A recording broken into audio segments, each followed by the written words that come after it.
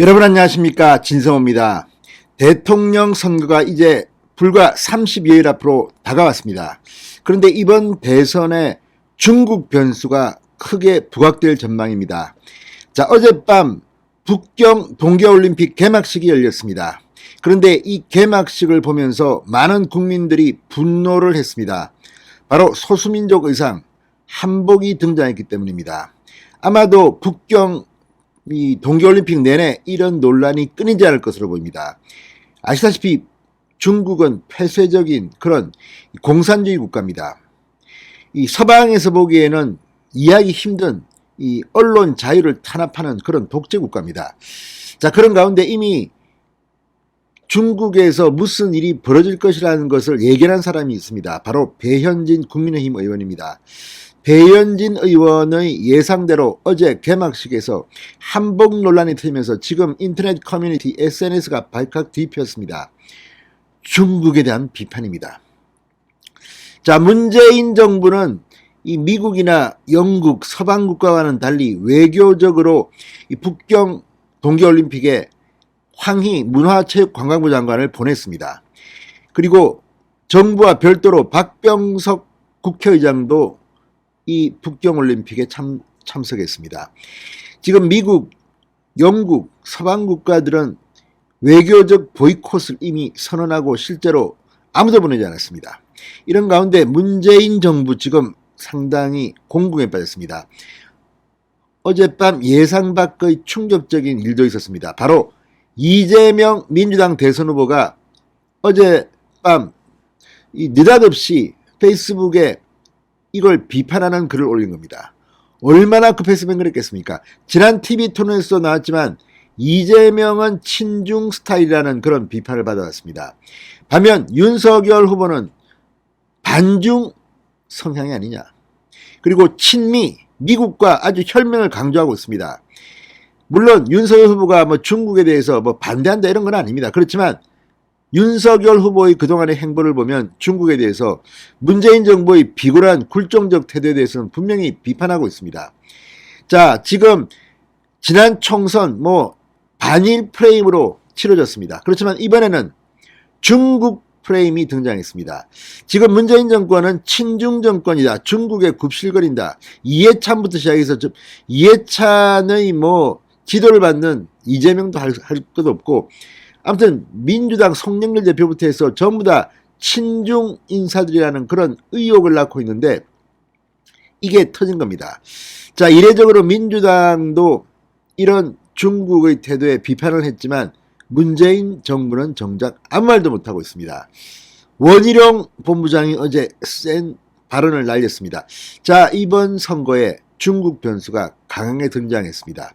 윤석열 후보에게는 상당히 유리한 국민이 될 가능성이 높습니다.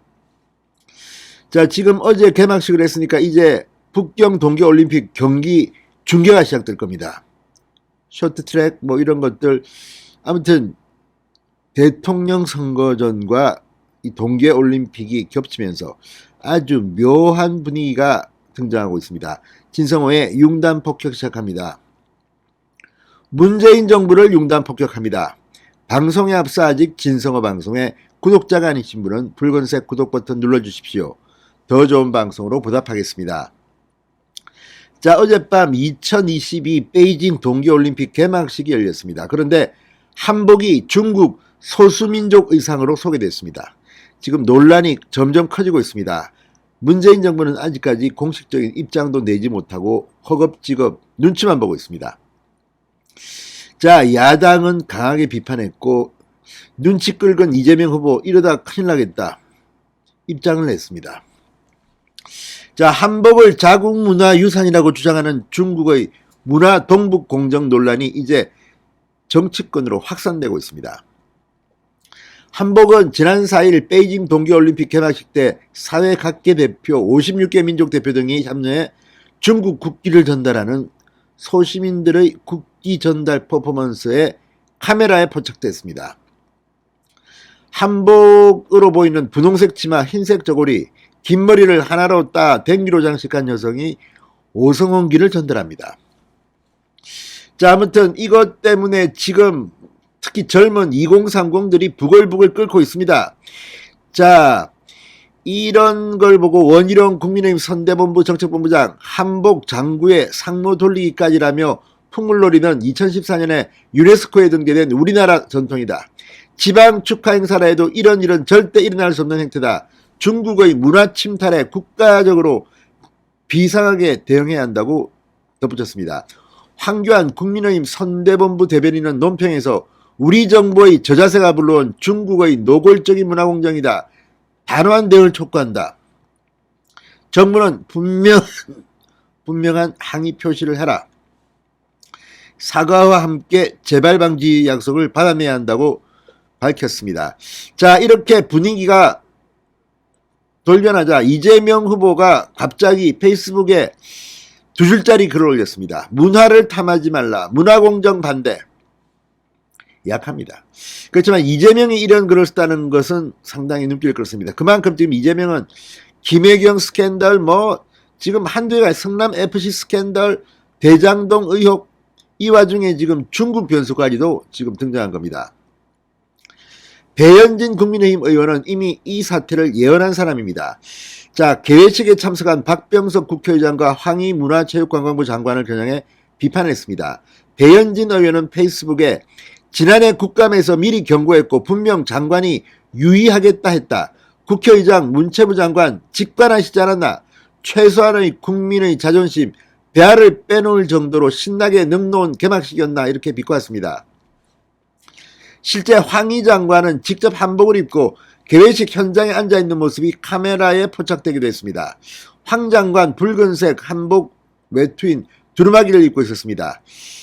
아무튼 이거 보면 지금 민주당은 중국 때문에 큰일 났습니다. 자, 이소영 민주당 의원은 걸핏하면 불거지는 중국의 동북공정, 문화공정은 매번 해결되지 못하고 지금까지 쌓여와 우리 2030 청년들의 강한 반중 정서를 갖게 된 것도 이러한 배경에서 기인한다고 볼 수 있다고 지적했습니다.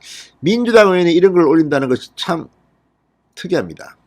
반중 아닙니까? 민주당은? 그런 생각이 듭니다만 아무튼 이소영 하는 말처럼 2030 청년들이 지금 폭발하고 있습니다. 중국 변수가 대통령 선거에 이재명을 또 괴롭힐 것 같습니다. 진성호의 융단 폭격이었습니다. 여러분 감사합니다.